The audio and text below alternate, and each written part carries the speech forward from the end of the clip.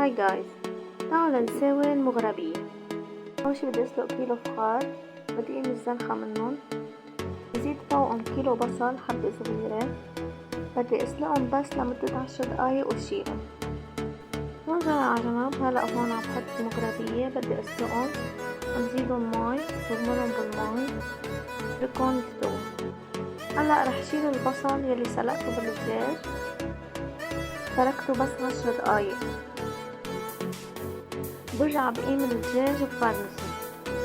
هلا بقي مقلية على جنب، بدي أزيد معلقتين زيت، بدي أقلل البصلات اللي سلقتهم ليصيروا لونهم حمر بهذا الشكل.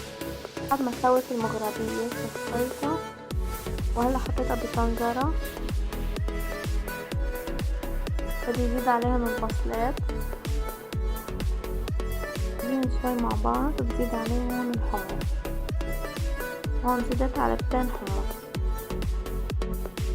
بخليهم كتير منيح مع بعض، وبزيد البهارات.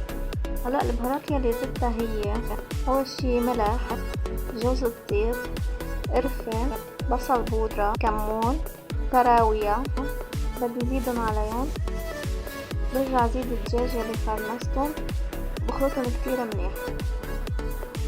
وهلا صارت جاهزة عندي، 5 دقايق وبطفي تحتها. هون عندي الصوص، زدت مكعب ماجي، بدي زيد البهارات يلي هن ملح، بودرة البصل، وكراوية، وجوز الطيب. رجعت زدت عليها شوية نشا لتسمك عندي الصوص. وهلأ الصوص صارت عندي جاهزة.